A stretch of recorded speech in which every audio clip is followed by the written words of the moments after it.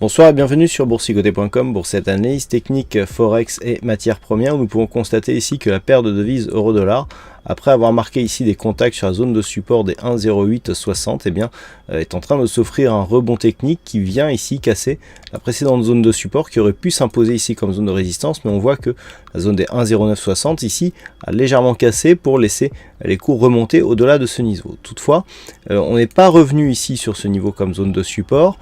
On est même ici repassé en dessous et on se replace ici comme zone de résistance. Donc tout va se faire ici autour de ce niveau des 1,0960. Puisque si les cours persistent à rester au-delà de ce niveau, on pourra avoir un signal de retournement qui se mettrait en place et qui serait confirmé au-delà des 1,1050. Donc pour l'instant, il y a au mieux une neutralisation de la dynamique baissière.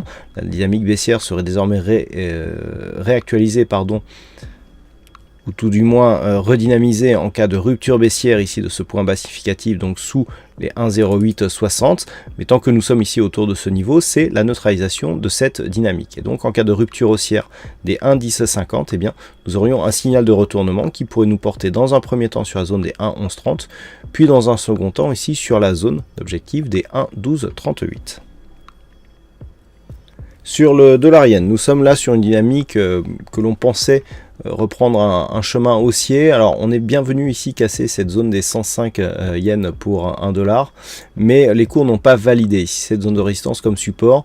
On est revenu ici un petit peu au milieu de nulle part, il n'y avait pas vraiment de zone majeure à ces niveaux-là, et on revient encore une fois tester la zone des 105. Donc depuis en fait que nous sommes sortis de la zone de baisse ici par rupture de la résistance oblique baissière, on a dans un premier temps hésité sur la zone des 104 qui était un point significatif et dernier contact majeur avant la sortie ici au-delà de cette zone de résistance oblique. Et le fait que l'on valide ici une rupture, mais pas d'une manière franche, c'est-à-dire que on l'a cassé en plusieurs fois, la zone ne s'est pas imposée directement comme zone de support. Là on fait pareil un petit peu avec cette deuxième résistance 105 qui est pourtant une zone qui aurait pu donner un peu plus de fil à retordre au cours en cas de rupture haussière. Et bien là on voit que cette zone a du mal à se définir comme zone majeure. Donc pour l'instant on devrait osciller autour de celle-ci. Le fond de la dynamique reste plutôt haussière, mais nous sommes ici sur un signal de neutralisation de la dynamique court terme. Toujours haussière parce que depuis ici que nous avons repassé ici à la hausse cette zone des 104, on oscille quand même plus ou moins au-dessus de cette moyenne mobile 20 exponentielle, avec des contacts répétés ici sur la bolle supérieure, ce qui caractérise une dynamique plutôt haussière, mais avec peu de conviction, puisque les zones de résistance ne sont pas immédiatement validées comme zone de support.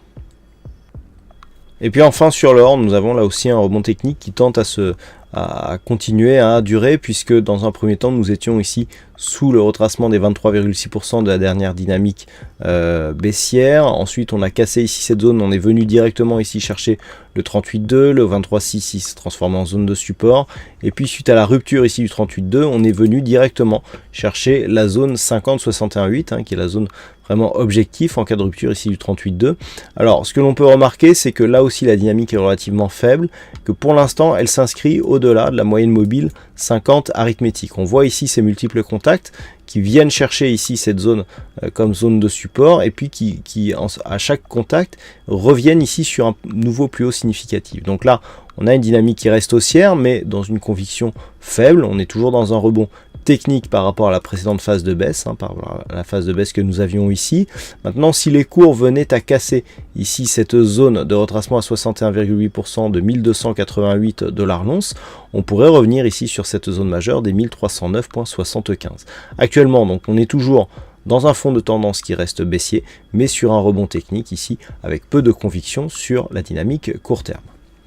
Voilà ce que l'on peut dire donc sur cette analyse technique Forex et matières premières. Passez une bonne soirée, bonne Halloween, bonne chance dans le prochain trade, et on se retrouve dès demain pour d'autres analyses techniques sur le site boursicoté.com.